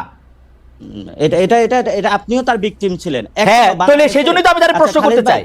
আপনারা কি দেখেছেন যে এই টিমের একটি স্ট্যাটাসে এবং তাদের একটা লাইভ টক শোতে সবাইকে হত্যার হুমকি দিয়েছে? এটা কি আপনি দেখেছিলেন? আমি আমি আমি আমি আমি আমি আমি এগুলি দেখি না, আই এম সরি। আপনি আসলে আমরা প্রশ্নের মধ্যে আসেন, প্রশ্নের মধ্যে আসেন, কারণ এই যে আপনি যে এটার কথা বললেন এটা নিয়ে আমার কোনো ইন্টারেস্টই নাই, কোনো ইন্টারেস্টই নাই। এখন আপনার ইন্টারেস্ট থাকবে না, কারণ আপনি ব্যক্তিগত বিষয় নিয়ে আসছেন, তো যে আপনি কোথায় কাউকে নিয়ে আসতে পারেন নাই, কোথায় কি। আমি আসি নাই কিন্তু ব্যক্তিগত বিষয় না, জনাব নাসিরউদ্দিন পাটোয়ারী, এই প্রসঙ্গটা আপনি তুলছেন, এই প্রসঙ্গটা আপনি তুলছেন, এই জন্য আমরা কোনো মানে ব্যক্তিগত বিষয়ে যাচ্ছি না। এই প্রসঙ্গটা আপনি তুলছেন পাটোয়ারী, আপনি তুলছেন, আমি তুলি নাই। কিন্তু আপনি ওইটা বলেন, আপনি ওইটা বলেন। হ্যাঁ, আপনি যেটা বলতে চাইতেছি, হ্যাঁ আমি যেটা বলতে চাইতেছি সেটা হচ্ছে যে এই মুক্তিযুদ্ধের বিপক্ষের যে বয়ানটা, যেমন এইটার ক্ষেত্রে নাগরিক যারা আপনারা আছেন, নাগরিক কমিটি, তারা আসলে অবস্থানটা কি নিতেছেন সেটা একটু আমাদের বলবেন। যে আমরা দেখতে পাচ্ছি যে একজন মুক্তিযোদ্ধা, আমি আসলে মুক্তিযোদ্ধারা বলে না, যে কোনো লোককেই আসলে অপমান করা, তাকে গলায় জুতার মালা দেওয়া এবং কোনো একটা কারো ছত্রছায়া এটা করা, এটার বিপক্ষে আপনি যদি 2 লাইনে একটু বলতেন যে এই জিনিসটা নিয়ে আপনি আসলে কিভাবে দেখতেছেন। না, প্রথমত আমরা বলি যে মুক্তিযুদ্ধের যে আকাঙ্ক্ষাটা ছিল, 71-এর মানুষ যে জন্য যুদ্ধে ঝাঁপিয়ে পড়েছিল, সেটা তো ব্যাহত হয়েছিল, এবং গত 53 বছরে বিভিন্ন দল ছিল, সেনা শাসন ছিল, বিভিন্ন বড় বড় কিংস পার্টি তারা ক্ষমতায় ছিল, এবং সেখানে তারা কিন্তু মুক্তিযুদ্ধের এই বিষয়গুলো এই পর্যন্ত কিন্তু যে দলে এসেছে তারা কিন্তু মুক্তিযোদ্ধা বানিয়েছে, এবং সেই জায়গাতে মানুষের প্রতি কিন্তু মুক্তিযোদ্ধাদের প্রতি একটা বীতশ্রদ্ধা তৈরি হয়েছিল, কারণ কে আসল কে নকল বোঝা যাচ্ছে না।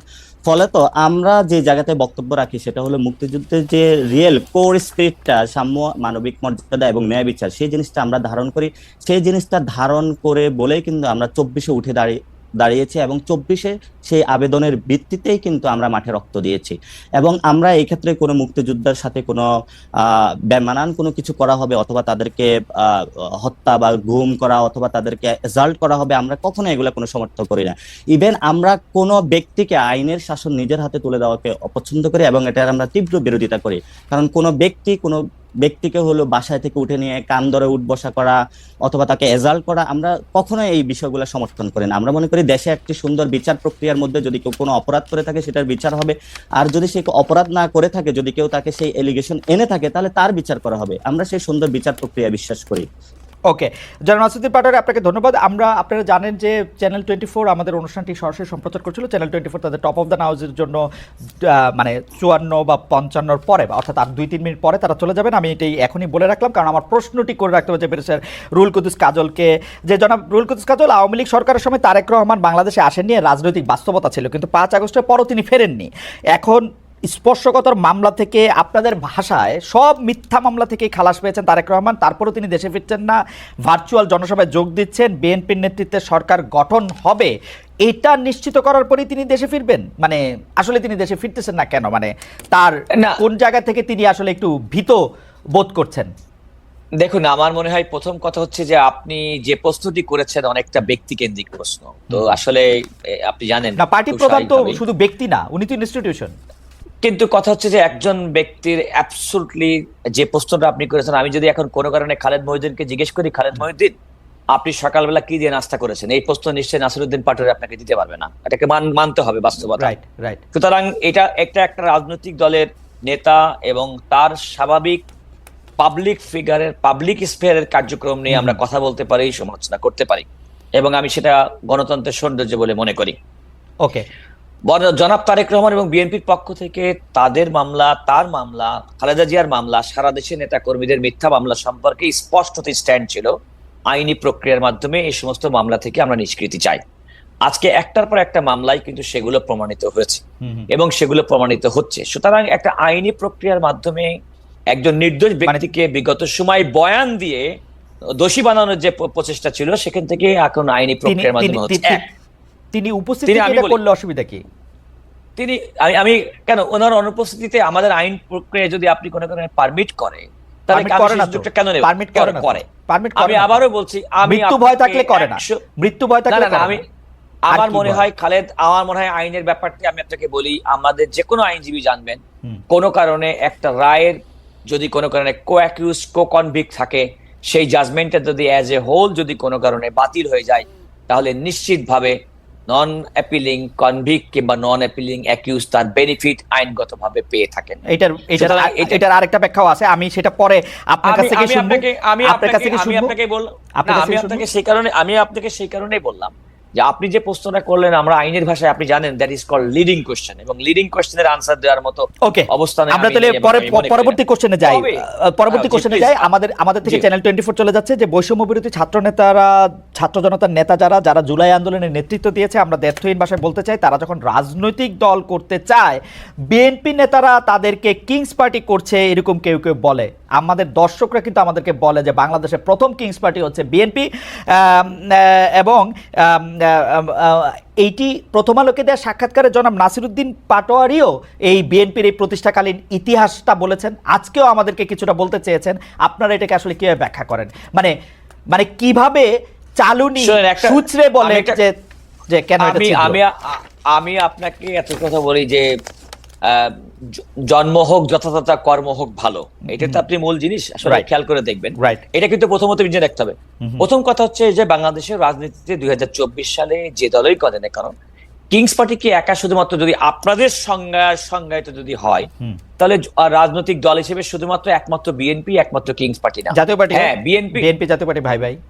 আমি এর বাইরে কি আপনি ছিল না? আপনার কি মনে আছে ওয়ান ফেরদৌস আহমেদ কুরেশি ১/১১ সরকারের সময় তাদের প্যাট্রোনাইজেশন, আপনি কেন ভুলে যান খালেদ? না, কারণ দলই নাই আর দলের কথা মনে রাখবো। এক্স্যাক্টলি আজকে বিএনপি আলোচনার মধ্যে আছে, এই কারণে বিএনপি হচ্ছে বাংলাদেশের আগামী দিনের রাষ্ট্র ক্ষমতা প্রত্যাশী প্রধান কন্টেন্ডার। এই কারণে আজকে বিএনপি নিয়ে যে কোনো আলোচনার মধ্যে বিএনপি আসবে।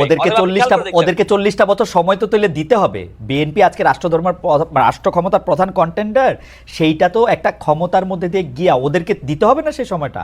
আপনি আগে না কিং পার্টি আমি বলছি না, আমি যদি নাসিরউদ্দিন পাটোয়ারি তারা যে রাজনৈতিক দল করছে, বিএনপির প্রতিষ্ঠাতা শহীদ প্রেসিডেন্ট জিয়াউর রহমান বাংলাদেশে বহুদলীয় গণতন্ত্রের প্রবর্তন করেছিল, একদলীয় শাসন ব্যবস্থা থেকে করেছিল।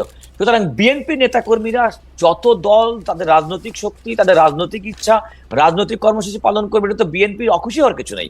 বরং বিএনপি খুশি হবে, কারণ তাদের দলের নেতা আমাদের দলের মানে যে নেতা, মূল নেতার। কিন্তু এইটা বলেন তো কাজল ভাই, বিএনপি অকারণে কেন ছাত্র জনতার এই পার্টি মানে এই বৈষম্য বিরোধী ছাত্রদের অকারণে একটু খোঁচাখুচি করতেছে না? কিছু হইলে বলে যে যেমন দেখেন এক্সট্রিম, আপনি আমাকে বলেন কিছু এক্সট্রিম। আমার মনে হয় যে কোনো একটা বক্তব্যের আইসোলেটেড কোনো পার্ট নিয়ে সেটাকে একটা মিসইন্টারপ্রেট করার সুযোগ থাকে। আমি যে কোনো সময় আপনি যখন খুব একটা যে কোনো একটা পুরো একটা বক্তব্যের মধ্যে, সে ফর এক্সাম্পল খালে দেখেন আমরা 3 জন মিলে টক শো করলাম, এর মধ্যে কমপক্ষে 1000টা সেগমেন্ট করা সম্ভব, যেখানে আমাকে এক পক্ষে ইয়েস দিবে আর এক পক্ষ নেগেটিভ দিতে পারে। এটা সুযোগ আছে। এবং ভার্চুয়াল দুনিয়াতে সমস্ত কথা, বিশেষ করে মিডিয়া, আপনারা যারা কাজ করেন, প্রিন্ট মিডিয়া বলেন, ইলেকট্রনিক মিডিয়া করেন, একজন বক্তা 1 ঘন্টা বক্তব্য দেয়, তার জন্য সীমাবদ্ধ সময় থাকে 1 মিনিট। এবং আপনি মিডিয়া হাউসের অন্যতম উদ্দেশ্য হচ্ছে যে তার ওই বক্তব্যটা, যে বক্তব্যটা পাঠকের কাছে গ্রহণযোগ্য হবে, তার কাজল ভাই আচ্ছা ঠিক আছে, ওই বক্তব্যের কথা বাদ দিই কাজল ভাই, আমি আপনার বক্তব্য শুনতে চাই কাজল ভাই, ওটার কথা বাদ দিই আমি। ঠিক আছে, এটা নিয়ে আমার আলাদা অবস্থান আছে। আমি 30 বছর ধরে সাংবাদিকতা করাই। আমি এটা নিয়ে আমার আলাদা বক্তব্য আছে। আমি এই আজকের কথায় ফিরে আসি। আসলে কি ঘটনাটা কি, মানে আপনারা চান যে মানে এই যে যারা এখন ক্ষমতায় আসে, দরকার হলে তাদেরকে আটকানোর জন্য আপনারা আওয়ামী লীগের সাথেও এক ধরনের সন্ধি করে ফেলবেন। আপনারা গোপনে আওয়ামী লীগের সাথেও একটা সম্পর্ক রাখতেছেন। আপনারা আওয়ামী লীগের ফেসিস্টদের বিচারটা আপনারা দাবি করতেছেন না, যেগুলি নাসিরউদ্দিন পাটোয়ারি বলছে। আপনি এগুলি কিন্তু মানে আমি জানি না, এরার নাই, আপনি সুন্দর করে বলছেন, আমি বুঝি নাই মনে হয়। আমার কথা খেয়াল করে দেখেন, আপনি বলেন নাসিরউদ্দিন পাটোয়ারি যে সমস্ত কারণে বিএনপির বিরুদ্ধে অভিযোগ করছে, তার প্রত্যেকটা বিএনপি ইন অ্যাকশন করেছে। আমি আপনাকে আবারও বলি, ইন অ্যাকশন করেছে। আপনি খেয়াল করে দেখুন যে এই যে বিভিন্ন জায়গায় ফ্যাসিস্ট দোসরদের বিরুদ্ধে যে সমস্ত ফৌজদারি মামলা, 2-1টা জায়গায় অভিযোগ থাকতে পারে যে 2-একজন নিরপরাধ ব্যক্তি কোনো কারণে অভিযুক্ত হয়ে যেতে পারেন, কিন্তু অধিকাংশ ক্ষেত্রে ভিকটিমের পরিবারের পক্ষ থেকে মামলা দায়ের করা, তাদের বিচারের প্রক্রিয়ার মধ্যে আনা, সেটা কিন্তু বিএনপি রাজনৈতিকভাবে করেছে এবং করছে। বিএনপি কিন্তু বর্তমান অন্তর্বর্তীকালীন সরকারের সময় যখন কথা বলছে, রাষ্ট্র পরিচালনায় এই সরকারকে সহযোগিতার পাশাপাশি জুলাই আগস্ট গণবিপ্লবের যে স্পিরিট, সেই স্পিরিটটা ধারণ রেখে বিগত পতিত ফ্যাসিস্ট সরকারের বিচার প্রক্রিয়া এগিয়ে নিয়ে যাওয়ার জন্য সরকারের কাছে বলছে। কাজল ভাই সত্যি কথা বলেন, আওয়ামী লীগের সাথে কোনো আতাত করতেছে না তো বিএনপি? মানে আমাদের কিন্তু মানে অতীত অভিজ্ঞতা ভালো না আসলে। আমি আপনাকে খালেদ এতটুকু বলি, বিএনপি সম্ভবত বাংলাদেশে এমন কোন দেউলিয়াত্বের শিকার হয়নি যে বিএনপি জনগণের কাছে তার যে কমিটমেন্ট, সেই কমিটমেন্ট এবং জনগণের আস্থার বাইরে গিয়ে আওয়ামী লীগের উপর ভর করতে হবে তার রাষ্ট্র ক্ষমতা আসার জন্য। মানুষ অশুভ সন্ধি তখনই করে যখন কোনো কারণে তার নিজের কোমরের জোর না থাকে। ওকে, আমার মনে হয় যে কাজল ভাই আপনাকে ধন্যবাদ। আমাদের অনুষ্ঠান প্রায় শেষ হয়ে গেল, যে we just want 2 or 3 more minutes because we want to আমরা একটা 2-3টা মিনিট একটু চায়া নিলাম। তো জনাব পাটোয়ারি, আমরা একদম শেষ পর্যায়ে, বছরও শেষ হতে যাচ্ছে, আমরা একটা সবচেয়ে মনে হয় যে আমরা 2024 এরকম একটা বছর আমরা একটা দেখলাম। আমরা কাজল ভাইকে 20 সেকেন্ড শুনবো আর আপনাকে শুনবো 2 মিনিট। আপনি যদি এই সময়ের মধ্যে থেকে আপনারা আসলে 2025টা আপনারা কেমন দেখতে চাইতেছেন, কি হইতে পারে সেই জায়গায়, কেমনে আপনারা আমাদের সবাইকে আবার এক জায়গায় নিয়ে আসবেন, একটা বিভেদ এবং মানে আনবেন কিনা, নাকি আপনারা একলাই থাকবেন কোথাও, সেইটাও আপনারা একটু কইতে মানে আপনাদের এই 2025-এর সামনে রেখে আপনাদের লক্ষ্য উদ্দেশ্য যদি একটু বলেন। জানান নাসিরউদ্দিন পাটোয়ারি। জি, প্রথমত ধন্যবাদ। প্রথমত আমরা পুরাতন রাজনৈতিক যে ওল্ড সিস্টেম গুলো সেগুলো আমরা চাই না। এটার বিরুদ্ধে যদি বিএনপি দাঁড়াক অথবা যে কোনো বাংলাদেশের পলিটিক্যাল পার্টি দাঁড়াক, এটা অলরেডি আওয়ামী লীগ দাঁড়িয়েছিল, সেখানে আওয়ামী লীগ বাংলাদেশ থেকে পালিয়ে গিয়েছিল। সো তরুণ প্রজন্ম এটাতে খুবই মানে একটা জায়গা আছে যে বাংলাদেশে ওল্ড সিস্টেম বা পুরাতন যে ব্যবস্থাগুলো আছে সেগুলো ফিরতে দিবে না বাংলাদেশে। তো চাঁদাবাজি, চাঁদাবাজি এগুলো আমরা তীব্র বিরোধিতা করি এবং বিএনপি এগুলোতে কিছু কাজ করছে, আমরা আমাদের জায়গা থেকে আমরা তাদেরকে ধন্যবাদ জানাই। ভবিষ্যতে করবে, কারণ আমাদের দায়িত্ববোধ এটা, যে কোনো পার্টি হোক তাদেরও সংস্কারের মধ্যে দিয়ে যেতে হবে, যাতে নতুন বাংলাদেশে 25 সালে যাতে আমরা নতুন একটি বাংলাদেশ দেখতে চাই। এবং আমরা সেখানে বলতেছি যে আমরা হলো বিভাজনের আর রাজনীতি চাই না, আমরা বৈষম্যের কোনো রাজনীতি চাই না, আমরা আমাদের হিউম্যান ডেভেলপমেন্টের জায়গা থেকে একটি ডিগনিটির সমাজ চাই, যেখানে তরুণ প্রজন্মকে, যারা সিনিয়র নেতৃবৃন্দ রয়েছেন এবং সিনিয়র সিটিজেন রয়েছেন বিভিন্ন জায়গা থেকে, যারা অলরেডি কম্প্রোমাইজড হয়ে গেছেন বিভিন্ন জায়গায়, সম্মানের জায়গাটা রাখবেন, কারণ আমরা কোথাও কম্প্রোমাইজড হইনি। সো কম্প্রোমাইজ সোসাইটিতে আমরা বাস করি না। আপনাদের কম্প্রোমাইজ সোসাইটি নিয়ে আপনারা থাকেন, কিন্তু আমাদেরকে আপনারা কম্প্রোমাইজড হতে বাধ্য করবেন না।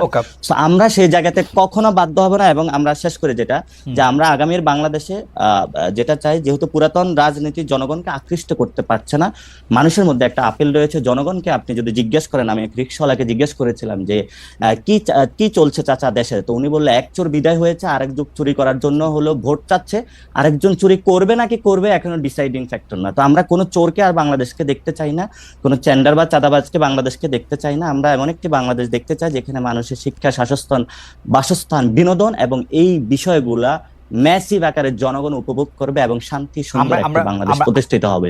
আমাদের শুভেচ্ছা থাকলো জনাব নাসিরউদ্দিন পাটোয়ারীর এই চাওয়া যদি হয়, তাহলে নিশ্চয়ই বাংলাদেশে আমরা একটা অন্যরকম বাংলাদেশ দেখতে পাবো। জনাব খালেদ ভাই, আপনাকেও পাবো ইনশাল্লাহ। অবশ্যই আমি সবসময় আপনাদের পাশে আছি। আমি পাশে আছি জনাব রুহুল কুদ্দুস কাজল, আপনারও। আপনি জনাব রুহুল কুদ্দুস কাজল, আপনি একটু 20-30 সেকেন্ডে একটু বলেন। এবং আপনারা, আমি আসলে এই অনুষ্ঠানে একটু বলে দিতে চাই যে ছাত্র দলের বর্তমান সভাপতি এসে কিন্তু আমাদের সামনে, সবার সামনে এটা বলেছিলেন যে তিনি কোনো ধরনের চাঁদাবাজি এবং অন্য কোনো কিছুর সাথে থাকবেন না। আমরা স্বাগত জানিয়েছিলাম কাজল ভাইকে। এখনো আমরা বিএনপির একদম সেই প্রধান নেতৃত্বের জায়গায় বা কোর নেতৃত্বের জায়গায় নাই, কিন্তু কাজল ভাই নীতি নির্ধারকদের একজন। কাজল ভাই, আপনার কাছ থেকে আমরা একটু শুনতে চাই যে আমরা আসলে 2025 কেমন দেখতে চান। আমাদের খুব সময়, আপনি যদি 1 মিনিটে শেষ করেন। আমি 1 মিনিটে আমি আপনাকে বলি, 2024 সালে জুলাই আগস্টের যে বিপ্লব এবং বিপ্লব বাংলাদেশের জন্য বিরাট সম্ভাবনা তৈরি করেছে এবং এই স্পিডটাকে সামনে নিয়ে আগামী দিনে যেতে হবে। নাসিরউদ্দিন পাটোয়ারী যে কথাটি বলেছেন, আগামী দিনের জন্য এখন যেটা এই সরকারের জন্য, অন্তর্বর্তীকালীন সরকারের জন্য কতগুলো প্রায়োরিটি, সংস্কার যেগুলো, সেগুলো দ্রুততম সময় করে নিয়ে রাজনৈতিক দলগুলোর সঙ্গে ঐক্যমতের ভিত্তিতে জনগণের সরকার প্রতিষ্ঠা করাটা আগামী দিনে আমার ইমিডিয়েট প্রত্যাশা হবে। এবং এটা হচ্ছে আমার প্রথম কথা একজন নাগরিক হিসেবে। রাজনৈতিক দল হিসেবে সুস্থ রাজনৈতিক চর্চা, ঘুষ, দুর্নীতি, খুন, রাহাজানি, মিথ্যাচার, এই সমস্ত কিছুকে বাদ দিয়ে সুশাসন প্রতিষ্ঠিত হবে, এটা আমার প্রত্যাশা। আরেকটি হচ্ছে যে নতুন এবং তরুণ প্রজন্মে তাদের রাজনীতির ইচ্ছা এবং আকাঙ্ক্ষা কিভাবে বাংলাদেশকে দেখতে চায়। নতুন বাংলাদেশে আমি প্রত্যাশা করব বাংলাদেশ জাতীয়তাবাদী দল, বিএনপি সহ বাংলাদেশের ক্রিয়াশীল প্রত্যেকটি রাজনৈতিক দল তরুণদের ভাষা বুঝে তাদের নীতি নির্ধারণ করবেন। ইতিমধ্যে প্লিজ আমার একটা অনুরোধ থাকবে কাজল ভাই, বিএনপি নীতি নির্ধারকদেরকে আপনি বলবেন, আপনিও মনে রাখবেন যে অতি অকারণে শুধু নেম কলিং করার জন্যই যারা জুলাই আগস্টের এই হত্যাকাণ্ডের শিকার হয়ে যারা দাঁড়িয়েছিল রাস্তায়, তাদেরকে আন্ডারমাইন করে কথা। আমার মনে হয় খালেদ, আমি সরি, সেরকম যদি কেউ করে থাকে আমার ভালো লাগে কাজল ভাই, আমার ভালো লাগে নাই যখন মির্জা ফখরুল ইসলাম আলমগীর এখনকার সময় 5 আগস্টের সাথে তুলনা করেছেন। শুনেন, আমি বলি, এই জন্যই বললাম, ইন আইসোলেশন কোন কারণে একটা বক্তব্যর কোন একটা interpretation might be a slight misinterpretation. It may not be the true interpretation of the word. আমাদের আগামী বছরকে সামনে রেখে নিশ্চয়ই এই আশাই থাকবে। আমি আপনাকে শেষ করছি এই কথা বলে, দেখুন নতুন সম্ভাবনার দ্বার উঠেছে, উন্মোচিত হয়েছে। আমার মনে হয় সেটাকে কাজে লাগাতে হবে, তরুণদের ভাষা বুঝতে হবে। এবং আমি মনে করি বিএনপির একজন ক্ষুদ্র কর্মী হিসেবে বিএনপি প্রণীত ইতিপূর্বে 31 দফা কর্মসূচি, যার আলোকে সংবিধান সংস্কার, বিচার বিভাগ সংস্কার, দুর্নীতি দমন কমিশন সংস্কার, প্রশাসন সংস্কার, এই যে বিএনপির পক্ষ থেকে যে সমস্ত প্রস্তাবনা বর্তমান অন্তর্বর্তীকালীন সরকারের কমিশনের কাছে প্রদান করা হয়েছে, সেগুলো যদি কাজল ভাই আপনাকে অনেক মোটা দাগে যদি আমরা গ্রহণ করি, তাহলে আগামী দিনে কাজল ভাই আমার একটা ছোট্ট কোশ্চেন ছিল আপনার কাছে। হ্যাঁ, কোশ্চেনটা করে রাখেন, উত্তর আমরা আলাদাভাবে নিব না। না জাস্ট কোশ্চেনটা রেজ করে দেখি। একটা বক্তব্য এসেছে যে মানুষ হলে ভোট বুঝে, সংস্কার বুঝে না। তাহলে আপনারা আবার 31 দফা সংস্কার, ওকে, মানুষ হচ্ছে ভোট বুঝে সংস্কার বুঝে না কেন? আবার আপনারা অ্যাকচুয়ালি আমাদের আর সময় নাই। বেরিস্টার রুহুল কুদ্দুস কাজল, আমাদেরকে এখন চলে যেতে হবে। তবে নাসিরউদ্দিন পাটোয়ারি নিউজের হেডলাইন দেখে সমস্ত নিউজের হেডলাইন দেখে, এই কাজল ভাই, নিউজের হেডলাইন দেখে বোঝা যাবে না, খণ্ডিতভাবে কোনো কিছু বলা যাবে না, আপনার কথা আলাদা করা যাবে না। তো আমরা বলবোটা কি? আমাকে বলতে হবে যে পুরা কথার কেমনে কি বলবেন? জনাব নাসিরউদ্দিন, আর সময় নাই, আমাকে producer they will kill me. না শুনেন, নাসিরউদ্দিন পাটোয়ারির সঙ্গে এই টক শোতে আসার আগে নাসিরউদ্দিন পাটোয়ারির গতকাল প্রথম আলোয় প্রকাশিত তার পুরা বক্তব্য ইন্টারভিউ আমি পড়ে এসেছি, রাইট, সো দ্যাট কি সে বলতে চেয়েছে অনুধাবন করার জন্য, রাইট। আপনি তো এটা পড়েছেন, আপনি এটা বলেছেন, আমরা চাইবো যে আপনি সেটি আসলে স্পিরিটটাও আপনি নেন। জনাব নাসিরউদ্দিন পাটোয়ারি, আপনাকে অনেক ধন্যবাদ একটি প্রাণবন্ত আলোচনায় আপনি আমাদের সঙ্গে অংশ নিয়েছেন। জনাব